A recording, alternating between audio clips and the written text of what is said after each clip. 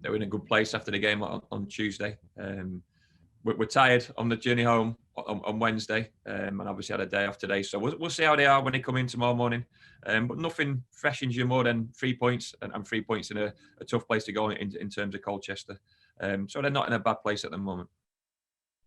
I know you treated the lads to the McDonald's after the game. How was that?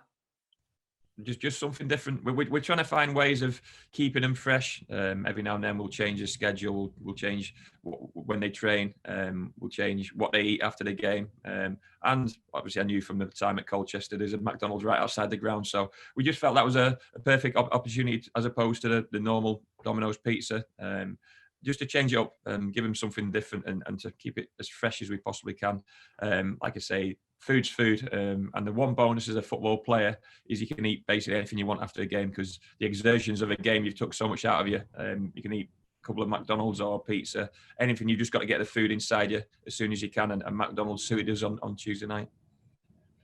On to Saturday's game then. Crawley, they had a decent start to the season. They possibly tailed off a bit in the last few weeks, but we've seen, beating Leeds, what they're capable of. They've had some huge results this season. Really fluid team, good attacking players.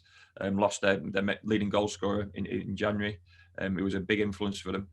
But a dangerous team, bright team, full of energy. And you just alluded to it there, some of their results this season. To see him beat Leeds was fantastic. Not just for Crawley, but to see John Yems and the success he rightly got off the back of that. And the plaudits he got was fully deserved. And you want to see good people do well. And Yemsy's certainly one of them. So it'd be great to catch up with Yemsy this weekend. But we're going there with a bit of confidence. We know about their threats. And similar to what I've said in recent weeks, we're still looking for inputs of energy onto that football pitch. And if there's any fresh players coming into the team, they know they've got to perform and keep the standards we've reached in the last couple of weeks. One man we've got to watch out for this weekend, of course, former Grecian Tom Nichols. Yeah, I've probably missed Tom in terms of my time at the club. He was too young when I was coming through, when I was playing, and then obviously when I departed, he had his time as a player and got his move rightly so, and he's had a fantastic season.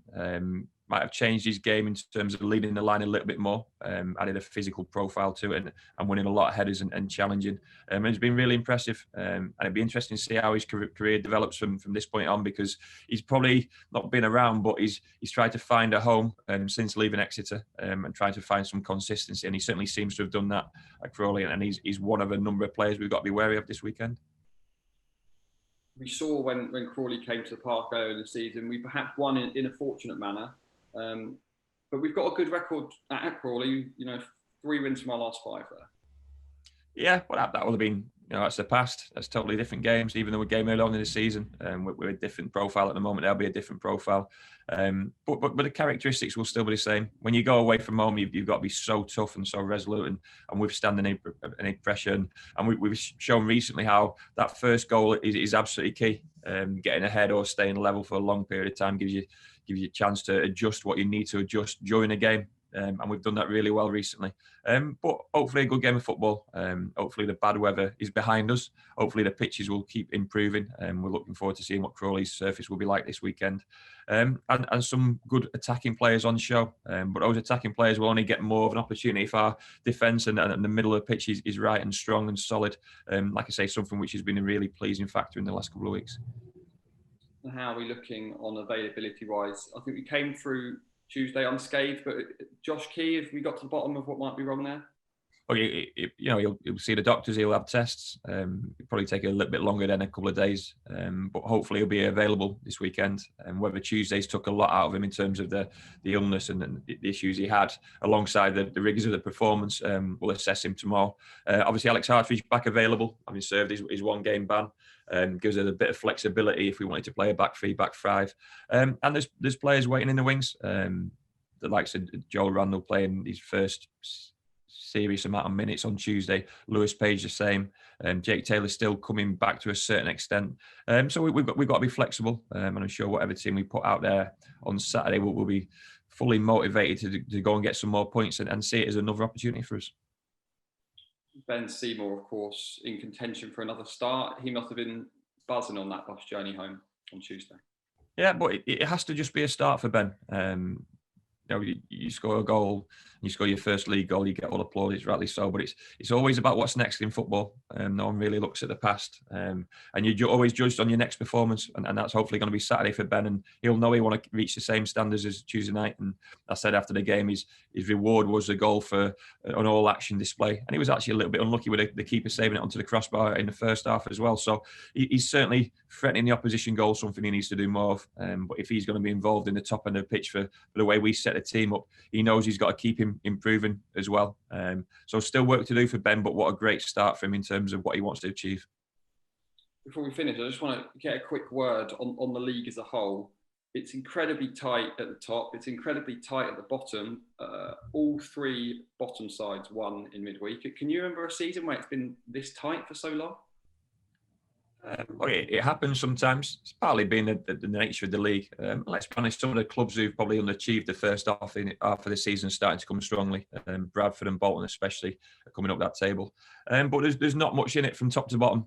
We all saw the results in the week, and people say they can be shocked by and upset in terms of certain results and the lower teams winning away from home at the top teams. But they're never upsets. It happens. It's happened to us this season. I'm sure it'll happen in the future to all teams. You've just got to try and perform well on the day, any given day in terms of what you produce will dictate what you get out of the game. You can have a little bit of luck involved, but generally that peters out into performances and what to expect in terms of points return. One thing that's important to point out is obviously you've seen the situation at Colchester, and you never want to see a manager lose a job. But they were very similar to ourselves at the back end of last season. Had a really strong season, got to the playoffs. We beat them in the playoff semi, so obviously we got to the final and they didn't. But then they recruited very few players, went with their younger players. And you've seen how different it could be for ourselves. Luckily, our young players have really stepped up to the plate and performed magnificently well this season.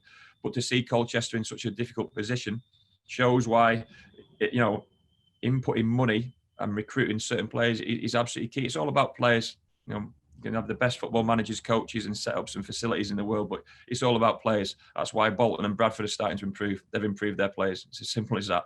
And you've seen the situation at Colchester. We weren't too far off that, and the season could have gone totally different. So it's a shame to see what's happened at Colchester. I'm sure they'll start picking up. But that just shows you how difficult this league is. And like I say, it's always down to the players, and our players at the moment are performing above and beyond their means.